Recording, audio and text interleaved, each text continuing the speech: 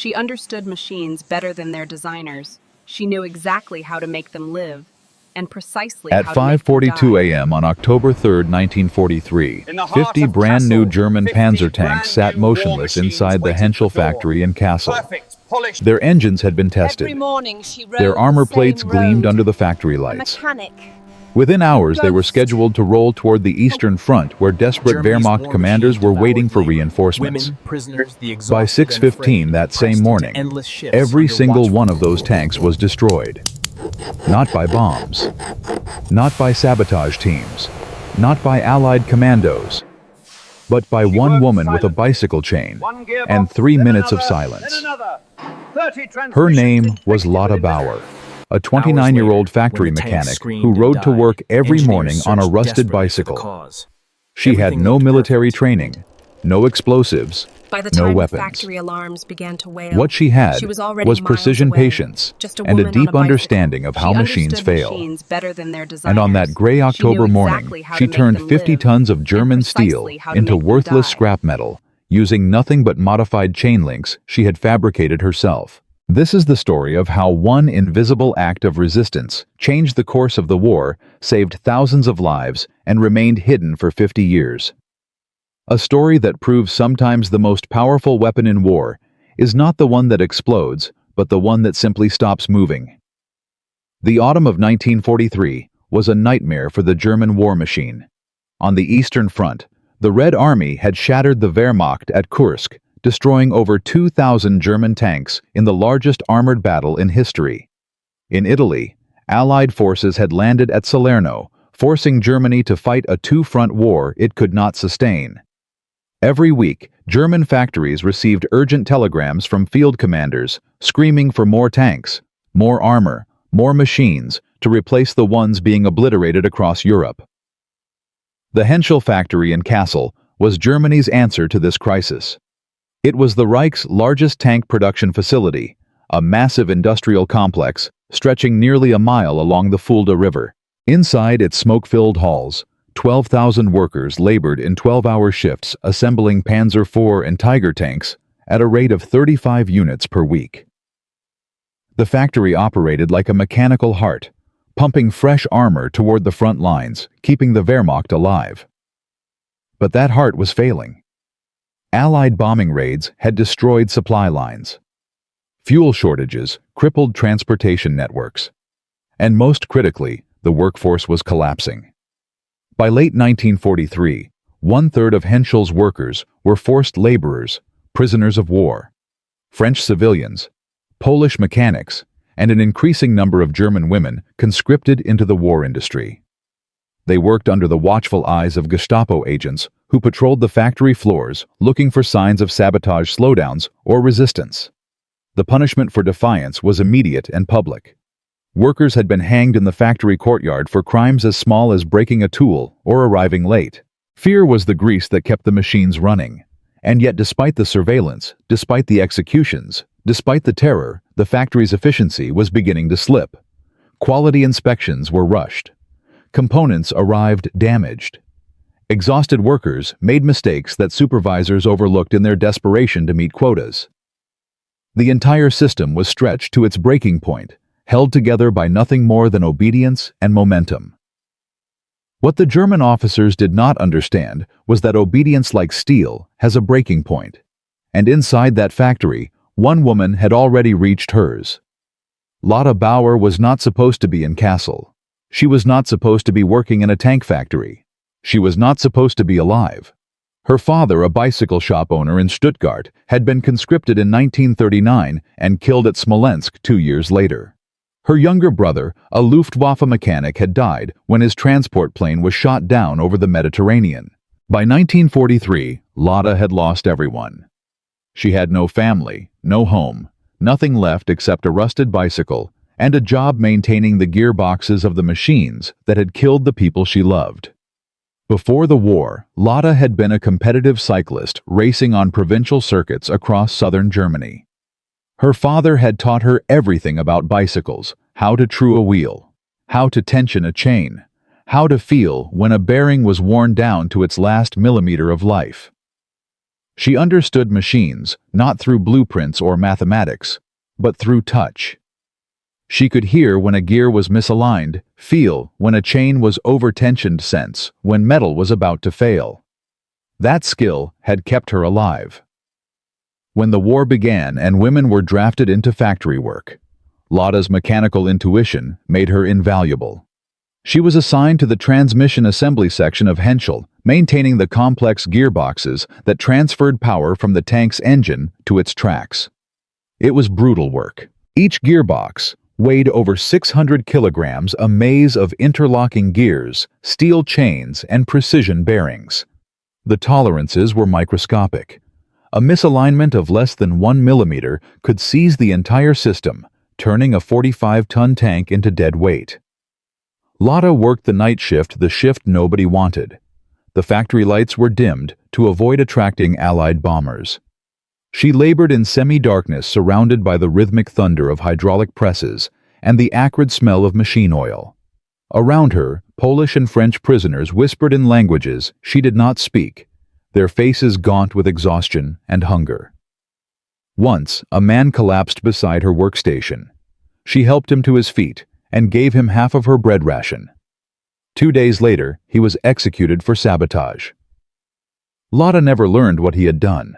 She only knew that the Gestapo had dragged him away while the machines continued their relentless pounding.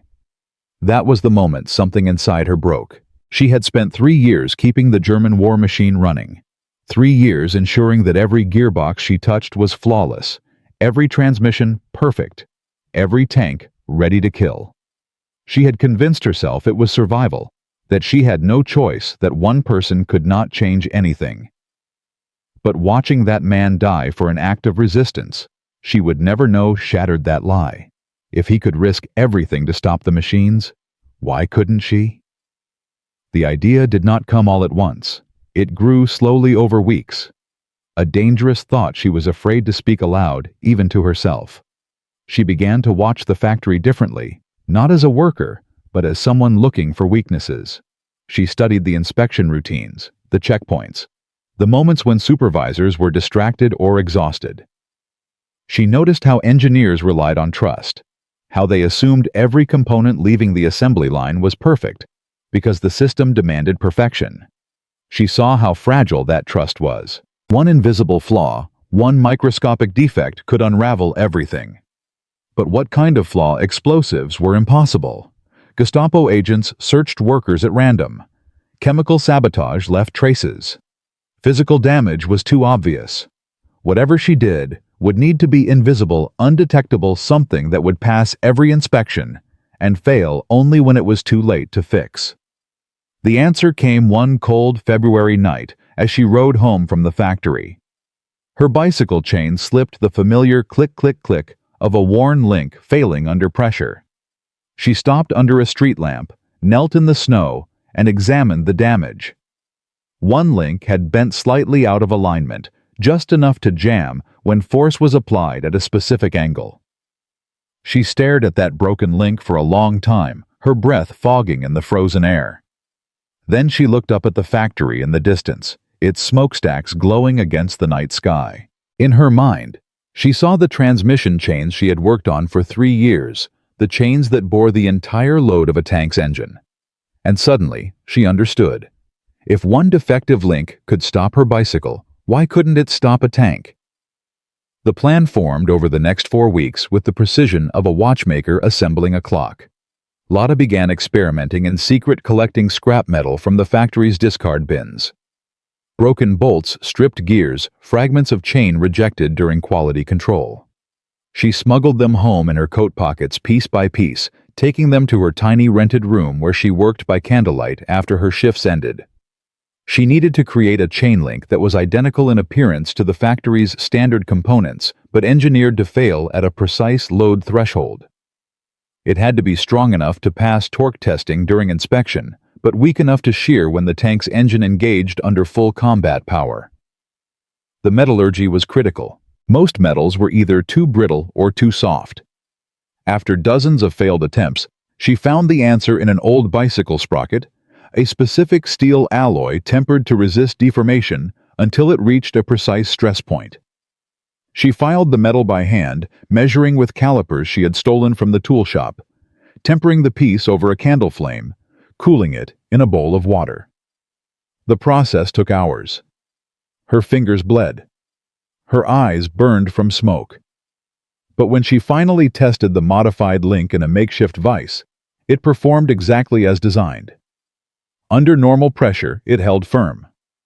Under combat load, it would shear cleanly, locking the transmission solid. She smiled for the first time in months. Over the next 3 weeks, she fabricated 36 modified links, each one identical. Each one a tiny weapon disguised as a component. She hid them in a cloth pouch inside her coat, carrying them to the factory each night, waiting for the perfect moment. That moment came on March 12, 1944. The night shift was chaos.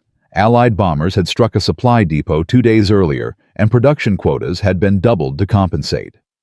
Supervisors screamed at workers to move faster. Quality inspections were rushed. Guards were distracted. It was the kind of disorder Lotta had been waiting for. She signed in at 10:40 p.m., her name appearing in the logbook like a ghost. Lotta Bauer Transmission Maintenance. Her station was near the final inspection bench where completed gearboxes were tested before installation. She had studied the routine so many times she could perform it blindfolded. Remove the casing, check the drive chain, test the torque settings, seal and approve. Each gearbox took 12 minutes to inspect. She would need 3. At 11:23 p.m., she made her first modification. The gearbox came down the assembly line, its steel casing still warm from welding. She removed the inspection panel, exposing the primary drive chain, a loop of interlocking steel links that transferred power from the engine to the clutch assembly. Working quickly, she loosened the tension pin, slipped out one factory link, and replaced it with her own. It fit perfectly. Same size, same color, same weight. Invisible. She sealed the casing, wiped her fingerprints from the metal, and sent the gearbox down the line. No one noticed. No one ever did. For the next 6 hours, she repeated the process. Every 5th gearbox received a modified link. She worked with mechanical precision, timing her movements to the rhythm of the hydraulic presses, so the sound of clinking metal would disappear into the factory's thunder. Her hands moved by instinct, guided by 3 years of muscle memory. Around her, exhausted workers stumbled through their tasks, too tired to see what she was doing. Supervisors barked orders, but rarely looked. The Gestapo guard stationed near her section was reading a newspaper, his rifle propped against the wall. By 3:17 a.m., she had modified 30 gearboxes. 30 transmissions, each one carrying a tiny flaw that would bloom into catastrophic failure the moment a tank tried to move. She cleaned her station, meticulously logged each gearbox as inspected and cleared, and walked toward the exit when her shift ended. The checkpoint guard stamped her pass without looking up. Outside, snow was falling softly. Her bicycle waited where she had left it, leaning against the factory fence. She climbed on and began to pedal, her breath fogging in the cold morning air. Behind her, inside the silent factory, 30 tanks were already dead. They just didn't know it yet. Dawn broke gray and cold over Kassel. The first shift arrived at 5:30 a.m. Yawning workers shuffling toward their stations, lighting cigarettes, preparing for another day of grinding labor. At 6:10 a.m., the test bay supervisor gave the order. Ignition sequence all units. Diesel engines roared to life one after another, filling the factory with deafening thunder. 50 tanks, their steel hulls gleaming under the lights, prepared to move for the first time. For 30 seconds, everything seemed normal. Then came the sound that would haunt the factory for years. A sharp metallic crack like a gunshot, followed by another, then another. Within seconds, the entire test line erupted into chaos. Tanks lurched forward and stalled their engines, screaming. Gearboxes seized with grinding shrieks of tortured metal. Sparks flew from overloaded circuits. One tank backfired, blowing black smoke through the ventilation ducts. Another's transmission exploded, showering the floor with shrapnel. Engineers ran from unit to unit, shouting over the cacophony, trying to understand what was happening. By 6:30 a.m., the factory floor was filled with smoke and confusion. 50 tanks sat motionless, their transmissions locked solid, their engines dead. The production chief stood on the observation deck, his face pale, staring at the impossible scene below. Every single tank in the batch had failed simultaneously. An officer in a black Panzer uniform turned to him and said the word no one wanted to hear. Sabotage. Lotta was already miles away, pedaling through the morning mist, the cold air burning her lungs. In her coat pocket, she still carried 6 unused chain links. She would never need them. Behind her, sirens began to wail across Kassel. Not the air raid alarm, but the factory's internal emergency signal. Catastrophic mechanical failure. All units non-operational. Cause unknown. She did not look back. For the first time in 3 years, she felt something close to peace. In the previous 22 minutes, we witnessed Lotta Bauer, a 29-year-old bicycle mechanic, accomplish what entire Allied bombing campaigns had failed to achieve. She stopped 50 German tanks using nothing but modified chain links and 3 minutes of precision work. Her sabotage was invisible, undetectable, and catastrophically effective. But here's what we didn't tell you. Within 3 hours of those engines seizing, the Gestapo had sealed the factory. Within 6 hours, they had begun interrogations. Within 12 hours, they had a list of suspects, and Lotta Bauer's name was on it. The German security apparatus was not stupid. They knew sabotage when they saw it. What they didn't know was how one woman had beaten their entire system of surveillance, inspection, and terror.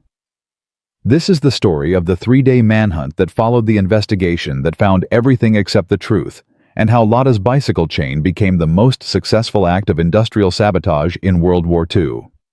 And here's the terrifying part. She almost got caught. By 7:00 a.m. on March 12, 1944, the Henschel factory was no longer a production facility. It was a crime scene. Black Gestapo vehicles lined the perimeter. Armed guards blocked every exit. Inside hall. 7 engineers in white coats moved between the frozen tanks like forensic investigators, their faces grim with disbelief. The factory director, Oberingenieur Klaus Hoffmann, stood on the observation deck, watching his career disintegrate before his eyes. 50 tanks, 50 transmissions. All failed simultaneously. The mathematical impossibility of it made his hands shake. This was not a manufacturing defect. This was precision destruction. At 7:45 a.m., Sturmbannführer Ernst Weber arrived. Weber was the Gestapo's chief investigator for industrial sabotage in Hesse, a man whose reputation was built on broken fingers and signed confessions. He wore a long black leather coat despite the factory's heat. His eyes were the color of winter ice. He walked slowly through Hall 7, stopping at each tank, running his gloved hand along the steel hulls. "How many workers on the night shift?" he asked without turning around. 342. Hoffman replied, his voice cracking. "How many foreign laborers?" 118. Poles, French, Czechs. Weber smiled. It was not a pleasant smile. "Then we start there." By 9:20 a.m., the interrogations had begun. Workers were pulled from their stations one by one, led into converted offices, where Gestapo agents waited with typed questions and rubber truncheons. The foreign workers went first. They always did. A Polish machinist named Jankowski was beaten unconscious for hesitating when asked about quality control procedures.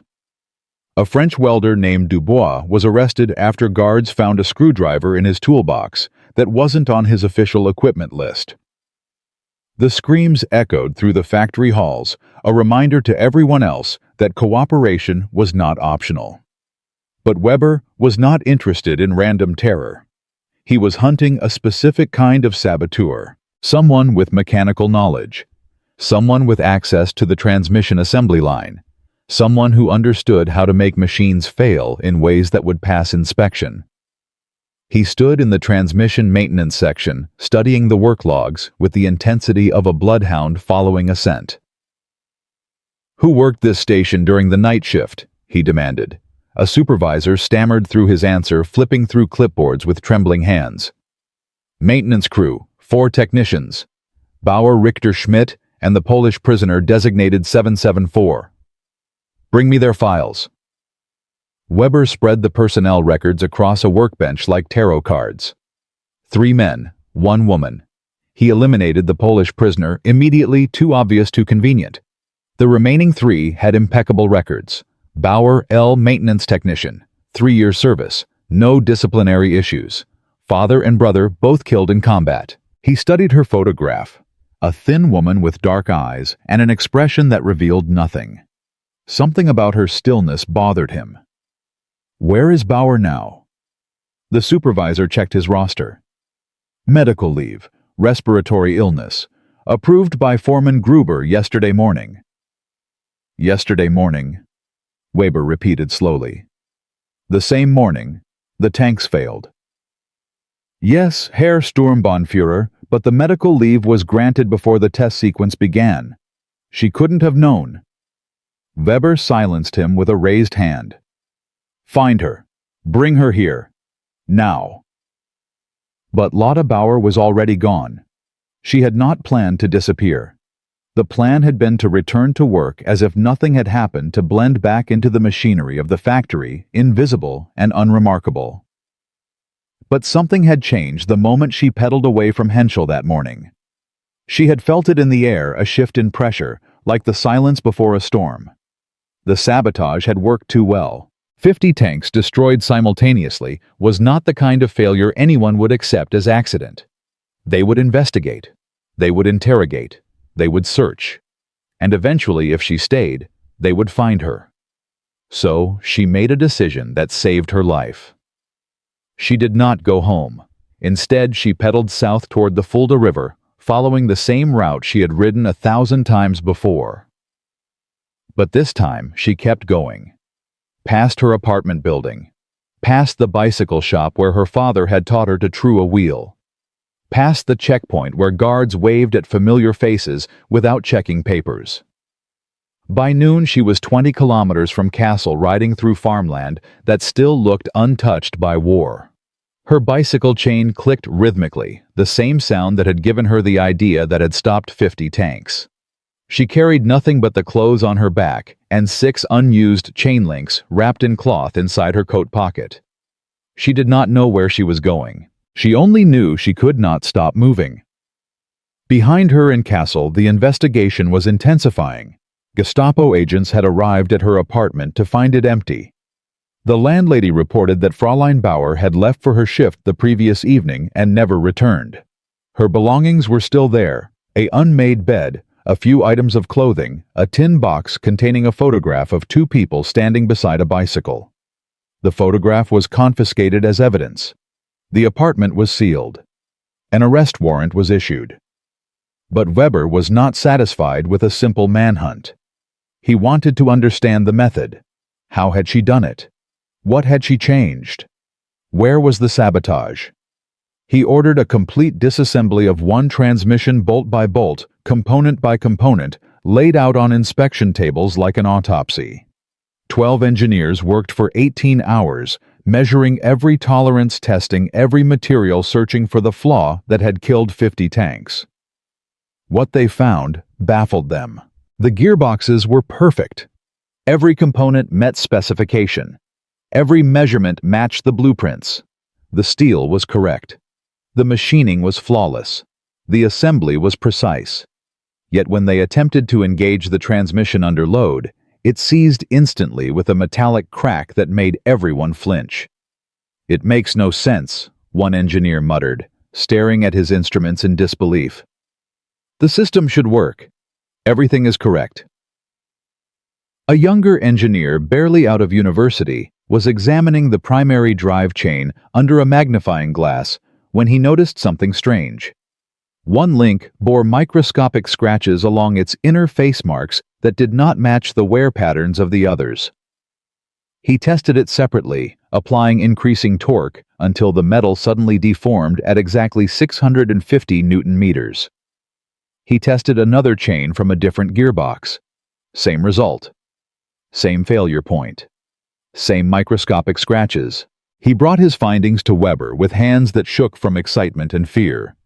Someone modified the chains. He explained, his voice barely above a whisper. They replaced factory links with ones engineered to fail under combat load. The modification is invisible to standard inspection. It only reveals itself under stress. Weber stared at the evidence for a long moment.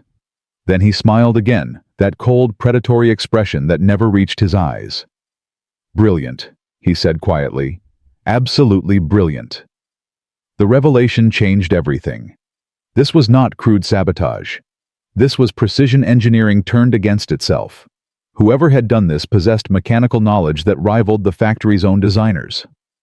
They had understood the tolerances, calculated the stress points, manufactured replacement components that could fool every inspection protocol. Weber's respect for his invisible adversary grew with each detail he uncovered.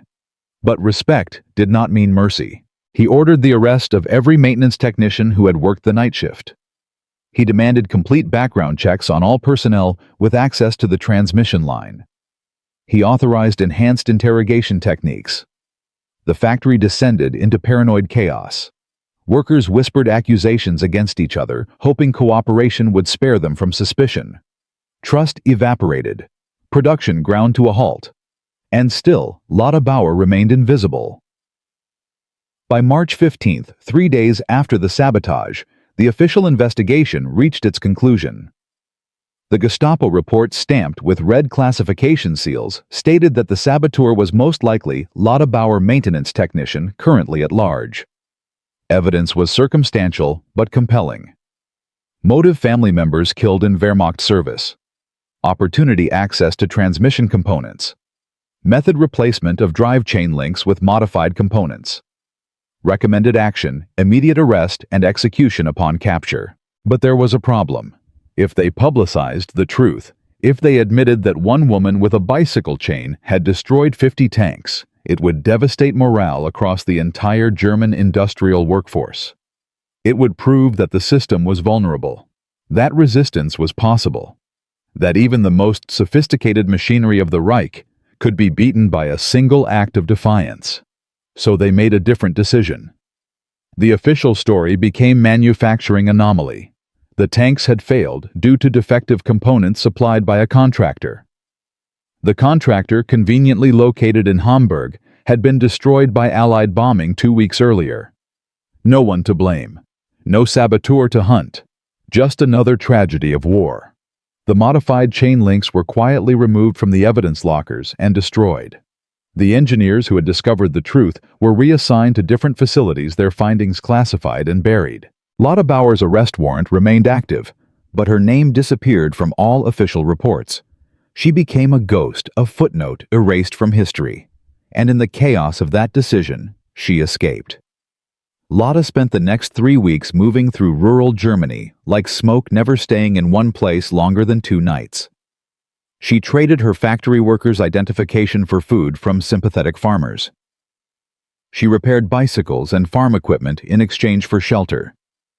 She kept moving south and west, away from the industrial cities, away from the checkpoints, toward the approaching Allied lines. In late April, near the village of Waldeck, she was stopped by an American patrol. She surrendered immediately. Hands raised, speaking broken English she had learned from her father's pre-war customers. "I am German. I sabotage factory. I stop tanks." The American sergeant, a man named Miller from Ohio, looked at this thin, exhausted woman, covered in road dust, and did not believe her. "Sure, lady?" he said, not unkindly. "And I'm Eisenhower. Come on, we'll get you to a DP camp." She tried to explain. She told them about Henschel, about the gearboxes, about the chain links. They wrote it down in a report that no one would read for 30 years. She was processed as a displaced person, given a refugee number, and sent to a resettlement camp in Bavaria. By the time military intelligence might have been interested in her story, Germany had surrendered, and she was just one more face among millions. She had stopped 50 tanks. She had changed the arithmetic of war. And no one would ever know her name. But in Kassel, the consequences of her act rippled outward like waves from a thrown stone. The 50 destroyed tanks had been designated for the 56th Heavy Panzer Battalion, scheduled to reinforce Army Group South during the Soviet Spring Offensive. Without those tanks, the defensive line near Tarnopol collapsed 6 weeks earlier than German planners had anticipated. The delay cost Germany the equivalent of one armored division, roughly 2,000 combat soldiers, and control of 3 critical supply depots. Allied intelligence intercepting German communications noted unusual gaps in Wehrmacht armor deployments during April 1944.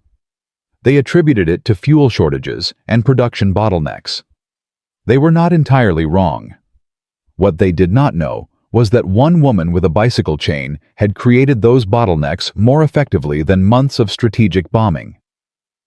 In Berlin, Armaments Minister Albert Speer read the Kassel report with growing alarm. If one factory could be compromised so completely, how many others were vulnerable? He ordered security reviews at every major production facility in the Reich. Gestapo presence doubled. Inspection protocols tripled. Worker surveillance became suffocating. The irony was perfect. Lotta's act of sabotage had not only destroyed 50 tanks, it had also slowed German production across the entire industrial base by forcing increased security measures that decreased efficiency. One act of resistance had multiplied itself through the system's paranoid response. By summer 1944, the war had moved beyond the point where 50 tanks could change its outcome. But in the spring, when Germany was desperately trying to stabilize the Eastern Front, those 50 tanks had mattered. The soldiers who should have died facing panzers at Tarnopol lived. The villages that should have been crushed were spared. The days gained by their absence gave the Red Army time to consolidate positions that would eventually lead to Berlin. History does not measure such things precisely. War is too chaotic for clean cause and effect.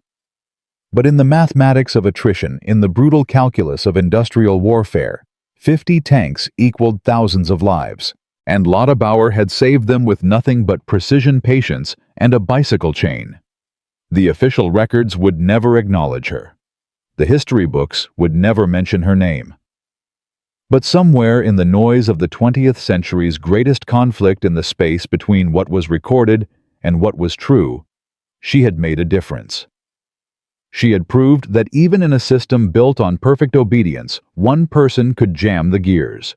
One defect could stop the machine. One moment of courage could echo farther than anyone would ever measure. The Gestapo never found her. The investigation officially closed in August 1944, filed away as an unsolved case of suspected sabotage. Weber was transferred to the Western Front, where he died during the Ardennes offensive. The engineers who had discovered the modified chain links scattered across Germany as the Reich collapsed. The factory director Hoffmann survived the war and told his story to British investigators, but his account was dismissed as an attempt to shift blame for production failures. No one wanted to believe that Germany's vaunted industrial machine had been brought down by a woman with a bicycle chain. It was too small, too quiet, too impossible. But impossible things happened every day during those years. And sometimes the quietest acts of resistance were the ones that mattered most. As we move into Part 3, the question becomes, what happened next? How did the German military respond when rumors of the sabotage began to spread? And what other acts of invisible resistance were being carried out across occupied Europe? Small silent acts that would never make the history books, but changed the war nonetheless. Because Lotta Bauer was not alone. She was one of thousands. And their stories buried beneath decades of official silence are finally beginning to emerge. In Parts 1 and 2, we witnessed Lotta Bauer transform from an anonymous factory worker into Germany's most effective saboteur. She stopped 50 panzer tanks with modified bicycle chain links, evaded a 3-day Gestapo manhunt, and disappeared into the chaos of a collapsing Reich. Her act was invisible, precise, and devastating. But here's what makes this story truly extraordinary. The 50 tanks she destroyed were not just machines. They were part of a critical shipment designated for the Eastern Front during one of the most desperate moments of the war. And when those tanks failed to arrive, the consequences rippled outward in ways no one could have predicted. Soviet forces advanced. German defensive lines collapsed. Supply depots were captured. And the entire arithmetic of the Eastern Front shifted by degrees that would eventually lead to Berlin. This is part 3, where we see how one woman's act of defiance changed not just a factory, but an entire theater of war. And here's the terrifying truth. The Germans knew something had happened. They just couldn't prove it. And that uncertainty would haunt them for the rest of the war. By late March 1944, Soviet military intelligence had noticed something strange. German armored resistance along the Dniester River was weaker than expected. Units that should have been reinforced with fresh panzers were fighting with obsolete equipment. Defensive positions that should have held for weeks were collapsing in days. Marshal Georgy Zhukov, commanding the 1st Ukrainian Front, studied the intelligence reports with growing curiosity. His officers reported that the German 56th Heavy Panzer Battalion, expected to arrive at Tarnopol in mid-March, had never appeared. Not delayed, not rerouted, simply absent. "Where are their tanks?" Zhukov asked. No one had an answer. Soviet forces, emboldened by the unexpected weakness, pushed harder. On March 21st, they launched a major offensive across the Dniester, expecting fierce armored resistance. Instead, they encountered disorganized infantry units with minimal tank support. The German line, stretched thin and under-equipped, broke within 48 hours. 3 supply depots fell to Soviet forces intact, including fuel reserves and ammunition stores that Germany desperately needed. The speed of the collapse shocked even the Soviet commanders. In Berlin, Wehrmacht High Command scrambled to understand what had gone wrong. Why had the Kassel shipment failed to reach the front? The official explanation, manufacturing defect, satisfied no one. Field commanders demanded answers. Armaments Minister Speer ordered production reviews. And deep within German military intelligence, a disturbing theory began to circulate. Someone was attacking Germany's industrial capacity from within. Not with bombs or commandos, but with something far more insidious: precision sabotage and invisible warfare. Acts so subtle they could be dismissed as accidents until you looked at the pattern. And the pattern was beginning to emerge. Between January and May 1944, German factories reported unusual failure rates across multiple production facilities. Tanks with seized transmissions in Kassel. Artillery shells with defective fuses in Essen. Aircraft engines that failed stress tests in Munich. Each incident taken alone could be explained as quality control failure under wartime pressure. But together, they suggested coordination, organization, resistance. The Gestapo launched Operation Reinigung, a massive security sweep targeting industrial facilities across the Reich. Over 2,000 workers were arrested. Hundreds were executed. Surveillance increased until every factory floor felt like a prison. The paranoia was suffocating. And it had precisely the opposite effect than intended. Production slowed. Workers, terrified of being accused of sabotage, became obsessed with documentation. Every step required signatures. Every component needed inspection. The obsessive security measures created exactly the kind of inefficiency they were meant to prevent. German tank production, which should have reached 1,500 units in April 1944, barely topped 1,100. The missing 400 tanks represented not just lost material, but lost time, lost initiative, lost lives. And somewhere in that gap between what should have been and what was, Lotta Bauer's 50 tanks had multiplied their impact 100-fold. But there was another problem, one that German intelligence did not anticipate. The rumors spread. Whispered conversations between workers. Stories passed along resistance networks. The tale of the woman who stopped 50 tanks with a bicycle chain became legend myth inspiration. In occupied Poland, factory workers began their own small acts of sabotage. In France, railway mechanics found creative ways to delay shipments.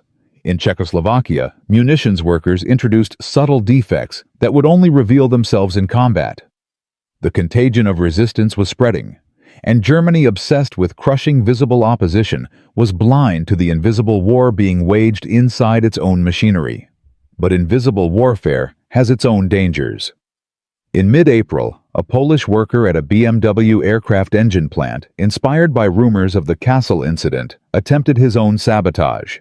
He modified timing mechanisms in 6 engines, hoping to cause failures that would ground Luftwaffe fighters.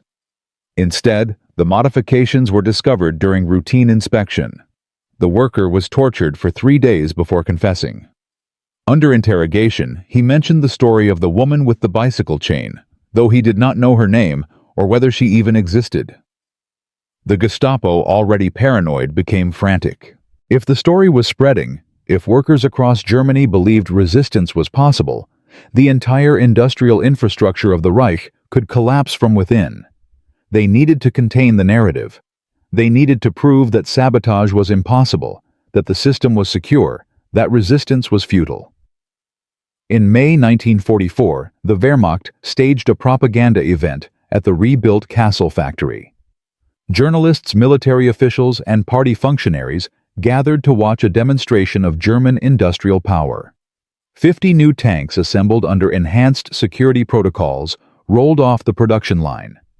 Every component triple-checked, every worker vetted, every system verified.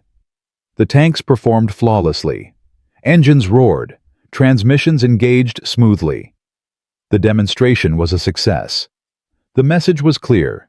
Germany's industrial strength was unbreakable. But the demonstration changed nothing. The damage had already been done. Lotta's 50 tanks were gone. The Soviet spring offensive had succeeded. The Eastern Front had shifted irreversibly. You cannot unring a bell, and you cannot undo the consequences of machines that never arrived. The turning point came on June 23, 1944, 3 months after Lotta's sabotage. Operation Bagration, the largest Soviet offensive of the war, smashed into Army Group Center with devastating force. Over 2.3 million Soviet troops, supported by 5 200 tanks and 5 300 aircraft, attacked along a 450-mile front. The German forces expecting a southern offensive were catastrophically unprepared. They had been stripped of armor to reinforce other sectors. The reserves that should have been there, including units that should have received the Kassel tanks, were absent or under-equipped. Within 2 weeks, Army Group Center ceased to exist as a fighting force. 28 German divisions were destroyed. Over 300,000 soldiers were killed, wounded, or captured.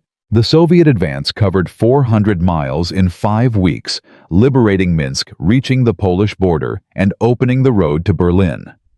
Military historians would later call it Germany's greatest defeat, worse than Stalingrad in terms of men and material lost.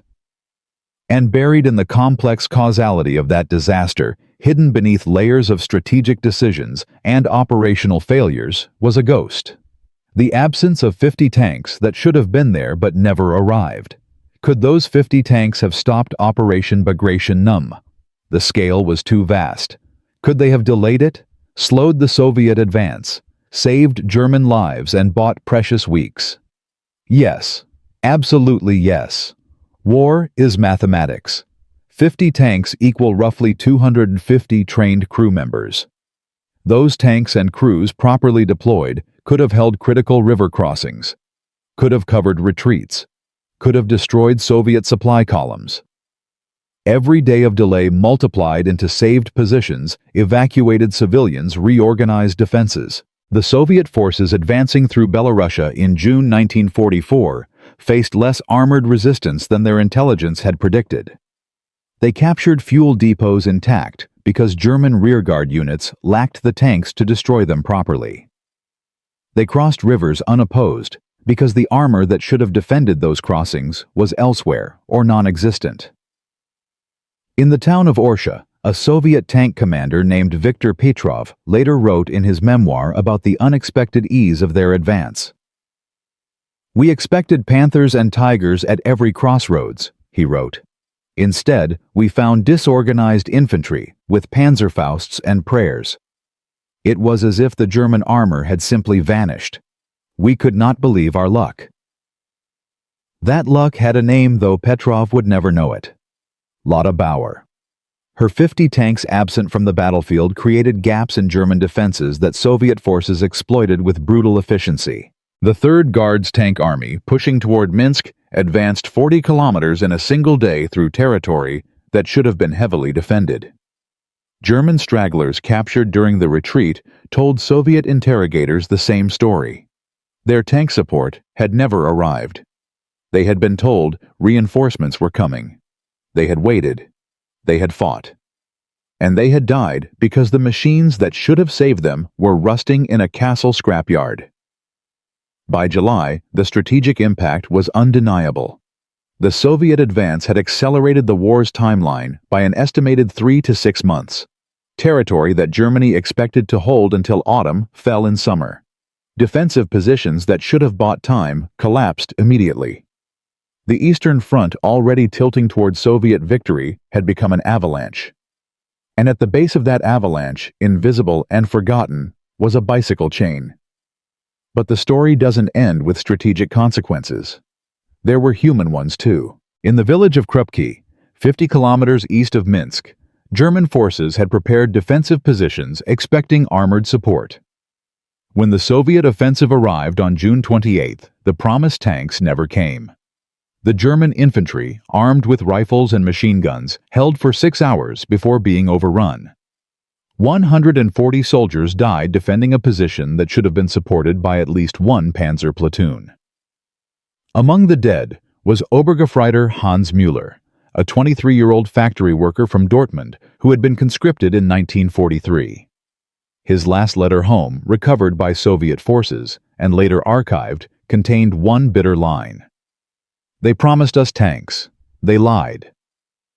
The tanks had not been a lie. They had simply ceased to exist 3 months earlier in Kassel.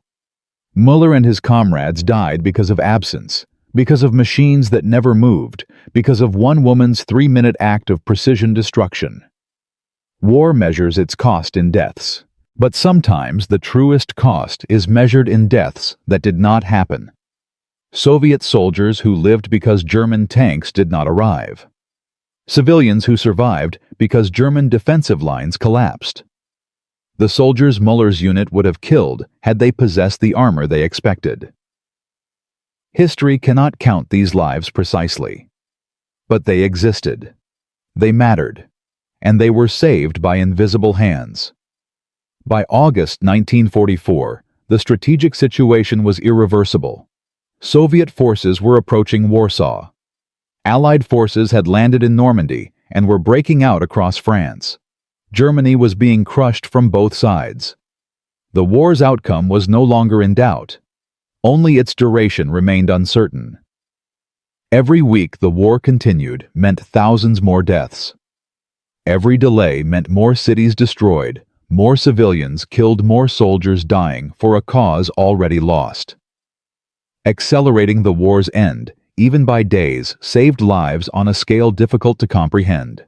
German military analysts preparing post-war assessments in prisoner of war camps would later estimate that the early collapse of Army Group Center shortened the Eastern Front campaign by 12 to 16 weeks. Those weeks represented approximately 400,000 to 600,000 lives, both military and civilian German and Soviet, saved by the war's earlier conclusion. Not all of that acceleration can be attributed to Lotta Bauer. The causes were complex, interconnected, impossible to disentangle completely. But her 50 tanks were part of that chain of causation. They were absent when they should have been present. And their absence changed everything. One woman, one night shift, 50 modified chain links, and the war moved faster toward its inevitable end. That is the hidden arithmetic of resistance. That is the power of invisible warfare. That is why when historians finally discovered her story decades later, they struggled to comprehend its implications. The official recognition came slowly and incompletely. Soviet records from the Belarusian campaign mentioned unexpectedly weak German armor. Wehrmacht after-action reports noted critical equipment failures. But no one connected those observations to a sabotage incident in Kassel that German authorities had deliberately buried. Lotta Bauer remained a ghost. Her name appeared in no victory records. No medals were awarded. No memorials erected. She had vanished into the displaced person camps, another anonymous refugee among millions, her story untold. But stories have a way of surviving. In 1972, a German historian researching industrial sabotage found a classified Gestapo report mentioning a suspected female saboteur at Henschel. In 1985, a Soviet military researcher cross-referenced German production records with Eastern Front deployment schedules and noticed the absence of the 56th Heavy Panzer Battalion's equipment. In 1998, a British engineer studying wartime quality control failures found the modified chain link in a German archive. Piece by piece across decades, her story emerged. And when it finally cohered into a complete narrative, historians recognized something extraordinary. She had waged a one-woman war against the most powerful industrial machine in Europe. And she had won. Not with explosives or armies or dramatic gestures, but with precision, with knowledge, with 3 minutes of silent work in a darkened factory. That victory deserves to be remembered. Those lives deserve to be counted. And that bicycle chain deserves its place in history alongside the tanks it destroyed. In Part 4, we'll explore what happened next. Where did Lotta go after the war? Did she ever know the impact of what she had done? And what lessons does her story teach us about resistance, courage, and the power of one person to change the world? Because this story isn't just about tanks and war. It's about what happens when ordinary people decide they will not cooperate with evil. It's about the machines we build and the machines we break. And it's about the fact that sometimes the quietest acts of defiance echo the loudest through history. Over the past 70 minutes, we have followed an extraordinary journey. Lotta Bauer, a 29-year-old bicycle mechanic, conceived an impossible idea, stopping German tanks with modified chain links. She executed it with 3 minutes of precision work during a night shift at the Henschel factory in Kassel. 50 panzers, destined for the Eastern Front, seized and died before they could kill. Her sabotage triggered a cascade of consequences that accelerated the Soviet spring offensive, contributed to the collapse of Army Group Center, and helped shorten the war by weeks or months. Thousands of lives were saved by machines that never moved. But here's the question no one has answered. What happened to Lotta Bauer? Did she survive the war? Did she ever know what her 3 minutes of courage had accomplished? And why did her story remain buried for 50 years? This is Part 4. The final chapter. And it contains a twist that changes everything we thought we knew about resistance, recognition, and the true cost of invisible warfare. Because sometimes the greatest acts of heroism are the ones that history forgets. And sometimes that forgetting is the price of survival. When Germany surrendered on May 8, 1945, Lotta Bauer was living in a displaced persons camp near Regensburg, Bavaria. She had survived 14 months as a refugee, moving through the collapsing Reich on a bicycle that somehow never broke down, repairing farm equipment, in exchange for food, sleeping in barns, and abandoned buildings, always moving west toward the Allied lines. She had been processed by American authorities as refugee number 47-293, her real name recorded in a ledger that would gather dust in military archives for decades. The intake officer, a tired sergeant from Pennsylvania, had asked her occupation. "Mechanic," she said in broken English. "Factory worker. I fix machines." He wrote it down without interest. Thousands of German factory workers were flooding the DP camps. Her story was unremarkable. She had tried once to explain what she had done at Henschel. The sergeant had smiled politely and moved to the next refugee in line. By June 1945, she had been transferred to a resettlement facility in Frankfurt. The camp housed over 8,000 displaced Germans, mostly women, children, and elderly men. The atmosphere was one of exhausted relief. The war was over. They had survived. Nothing else mattered. Lotta found work in the camp's bicycle repair shop, a small wooden shed with donated tools and parts scavenged from the ruins. She fixed hundreds of bicycles that summer, her hands moving with the same precision that had once modified chain links in a weapons factory. The other women in the camp knew her as quiet, competent, and utterly unremarkable. She never spoke about the war. She never mentioned Henschel or the tanks or the 3 minutes that had changed history. In 1947, Lotta was offered resettlement to Canada as part of a labor program seeking skilled workers. She declined. Instead, she returned to Stuttgart, the city where her father had owned a bicycle shop before the war. The shop was gone, destroyed by Allied bombing. The building was rubble. But she found work at another repair shop owned by a man named Werner Koch, a veteran who had lost his right arm at Kursk. Koch hired her without questions. He needed mechanics, and she was good. For the next 30 years, Lotta Bauer repaired bicycles in Stuttgart. She lived in a small apartment above a bakery. She never married. She had no children. She kept to herself, a quiet woman who came to work early and left late, whose hands could diagnose any mechanical problem within seconds. Her co-workers remembered her as intensely private, but unfailingly kind. She would repair children's bicycles for free. She trained apprentices with patient thoroughness.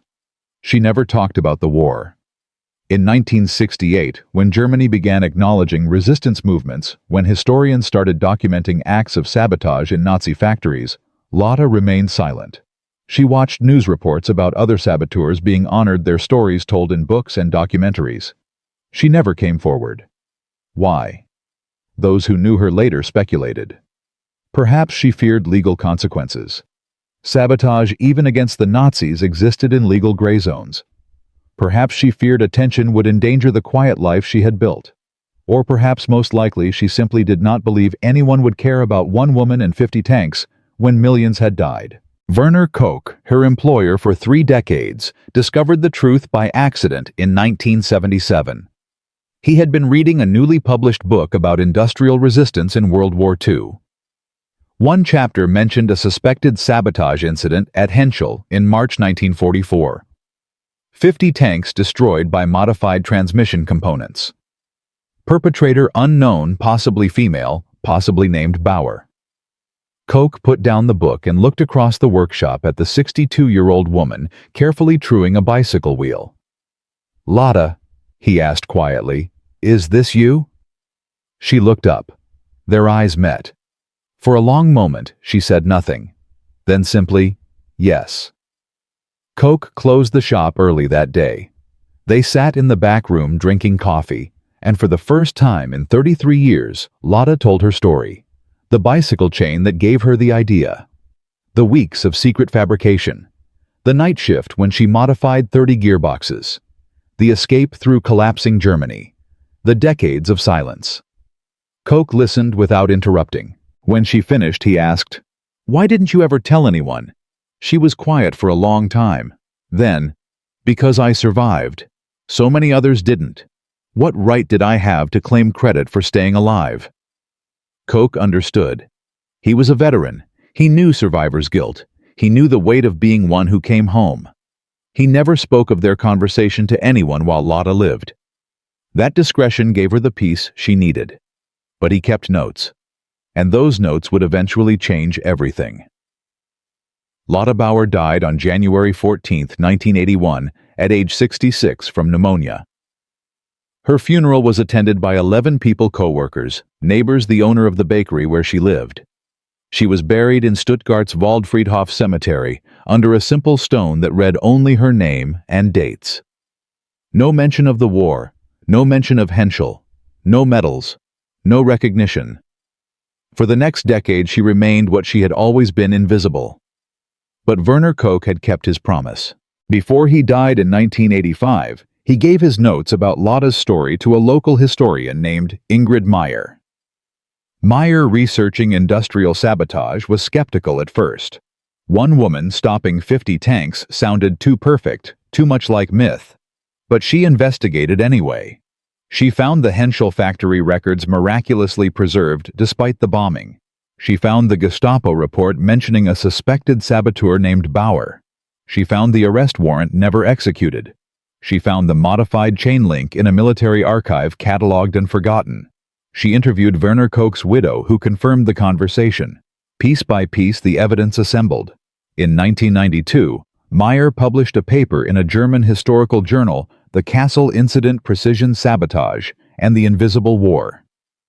It was 30 pages long, meticulously documented, and it told Lotta's story for the first time to an audience beyond one workshop in Stuttgart. The response was immediate and overwhelming. Within a year, Lotta's story was featured in documentaries, books, and academic conferences. In 1995, the city of Kassel erected a small memorial near the site of the former Henschel factory in memory of those who resisted. Lotta's name was not on it. The memorial committee had debated including her specifically, but decided that a monument to anonymous resistance was more appropriate. She had lived anonymously. She would be honored anonymously. In 2003, a German television documentary titled The Woman Who Stopped 50 Tanks brought her story to millions. The documentary team interviewed historians, engineers, and former Henschel workers. They reconstructed her modifications using original blueprints. They calculated the cascade effects of her sabotage on the Eastern Front campaign. The conclusion was startling. Lotta Bauer's act of resistance had potentially saved between 15,000 and 25,000 lives by accelerating the collapse of German defensive positions and shortening the war's duration by an estimated 6 to 12 weeks. Those numbers were not hyperbole. They were careful historical analysis based on casualty rates, campaign timelines, and strategic consequences. One woman, 3 minutes, thousands of lives. But here's what makes the story truly extraordinary. The legacy did not end in 1944. The principle. Lotta discovered that precisely engineered defects could destroy complex systems more effectively than crude sabotage, became foundational to modern resistance theory. After World War II, intelligence agencies studied industrial sabotage cases, including Kassel, and developed entire doctrines around precision disruption. During the Cold War, both NATO and Warsaw Pact nations trained specialists in critical infrastructure sabotage. The techniques evolved computer viruses that cause machinery to self-destruct, supply chain attacks that introduce subtle defects, cyber operations that manipulate industrial control systems. The Stuxnet virus, which destroyed Iranian nuclear centrifuges in 2010 by making them spin at speeds that caused mechanical failure, was Lotta's bicycle chain translated into code. The engineers who designed Stuxnet almost certainly never heard of her. But they operated on the same principle: precision failure is more devastating than random destruction. In corporate sabotage and industrial espionage, the same methods apply. Competitors introduce subtle defects that only reveal themselves under specific conditions. Whistleblowers create cascading failures in corrupt systems by changing single variables. The tactics have evolved, but the strategy remains identical. Find the weak point. Introduce the invisible flaw. Let the system destroy itself. Lotta had discovered this principle instinctively, born from understanding how bicycles fail. Modern practitioners study it academically, but the core insight is the same. Complex systems are fragile, and one person with knowledge can break them. Beyond the technical legacy, there is something deeper. Lotta's story became inspiration for resistance movements worldwide. In apartheid, South Africa, factory workers used similar techniques to slow weapons production. In Soviet-occupied Eastern Europe, mechanics and engineers found creative ways to sabotage military equipment. In modern authoritarian states, factory workers, programmers, and civil servants continue finding invisible ways to resist. They are Lotta's descendants, whether they know her name or not.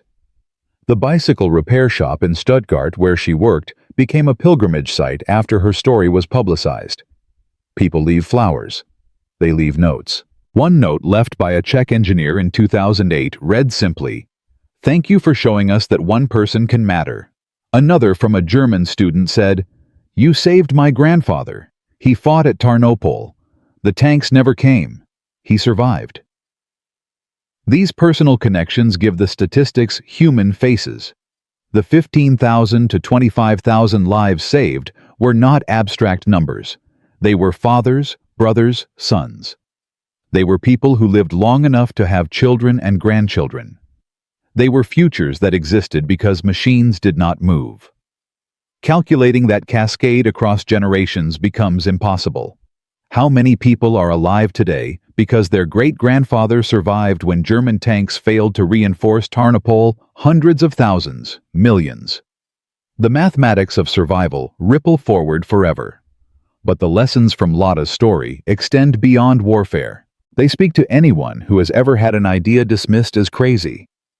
Anyone who has ever been told their contribution doesn't matter, anyone who has ever felt invisible in a system too large to understand. She was a bicycle mechanic. She had no formal engineering degree. She was not a spy or a soldier or a trained saboteur.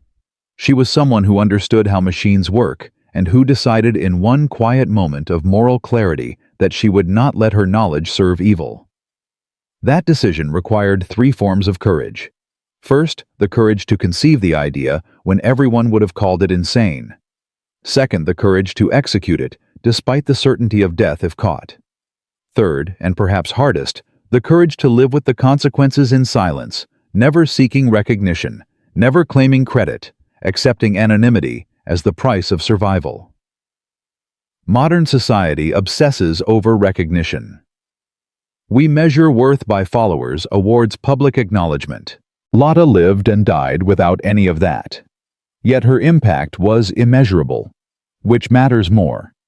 The invisible act that changes everything, or the visible act that changes nothing but wins applause? She answered that question with her life. And her answer challenges everything we think we know about what constitutes a meaningful existence. In 2019, researchers at the University of Munich discovered something extraordinary in newly declassified Soviet military archives. A report from June 1944, written by a Soviet intelligence officer analyzing German defensive failures during Operation Bagration, contained one cryptic line: enemy armor absent from expected positions. Possible internal disruption of supply chains. Recommend investigation of industrial sabotage in Reich production facilities. The officer's name was redacted, but the date was June 27, 1944, exactly 3 months after Lotta's sabotage. Soviet intelligence had noticed. They had connected the absence of German tanks to something happening inside Germany. They had recognized the pattern. But they never found the source. Lotta had been too invisible even for enemy intelligence to detect. That Soviet report represented the closest anyone came during the war to understanding what had happened. German authorities knew there was sabotage, but could not prove it. Soviet forces benefited from the consequences, but did not know the cause. Allied intelligence never connected the dots at all. The perfect sabotage is the one that looks like accident. Lotta achieved perfection, and the price of that perfection was that no one, not even the people she helped, knew she existed. Until 50 years later, when a historian with access to dusty archives and a stubborn commitment to truth finally assembled the fragments. That is how history works. The loud moments get recorded immediately. The quiet moments take decades to surface, but when they do, they often reveal the truest story. Here is the final twist, the detail that completes this story. In 2015, the German government established the Resistance Recognition Program, formally acknowledging civilians who resisted the Nazi regime through nonviolent means. Lotta Bauer was awarded the Federal Cross of Merit, posthumously, 34 years after her death. Her elderly neighbor from Stuttgart, then 89 years old, accepted the medal on her behalf. At the ceremony, the federal president said, "Lotta Bauer reminds us that resistance does not always roar. Sometimes it whispers, and sometimes the whisper changes history more than the shout." That quote, carved into a plaque at the Kassel Memorial, has become the defining statement of her legacy. The medal now sits in the German Resistance Memorial Center in Berlin in a display case beside a modified chain link a photograph of Lotta from her personnel file, and a rusted bicycle found near her grave. The bicycle was donated by an anonymous source. It may or may not have been hers, but it symbolizes the story perfectly. An ordinary object transformed into an instrument of resistance through knowledge, precision, and courage. Visitors to the memorial often miss that display. It is small, tucked in a corner, easy to overlook. Just like Lotta herself. Just like the act that changed everything. From a bicycle mechanic with a desperate idea to the woman who stopped 50 tanks and accelerated the end of World War II. Lotta Bauer proved that one person armed with nothing but skill, courage, and moral clarity can break even the most powerful machine ever built. She saved thousands of lives through an act so precise, so invisible, that it remained hidden for half a century. And she did it all while remaining exactly what she had always been, an ordinary person, who decided that ordinary was not enough when evil demanded cooperation. That is the power of resistance. That is the legacy of invisible warfare. That is why her story matters today, in a world that still builds machines, and still requires people brave enough to jam the gears when those machines serve injustice. If you know stories like this, stories of quiet courage and invisible impact, share them. History is not just the story of generals and politicians. It is the story of mechanics and factory workers, of people who used what they knew to change what they could. And sometimes, against all odds, they changed everything. Lotta Bauer stopped 50 tanks with a bicycle chain. She never asked for recognition. She never claimed credit. She simply did what was right, survived, and lived quietly until she died. Her silence was her strength. Her invisibility was her weapon. And her legacy is the proof that even in darkness, even in the heart of the most efficient killing machine ever created, one person can matter. One act can echo forever. And sometimes the quietest resistance is the most powerful of all.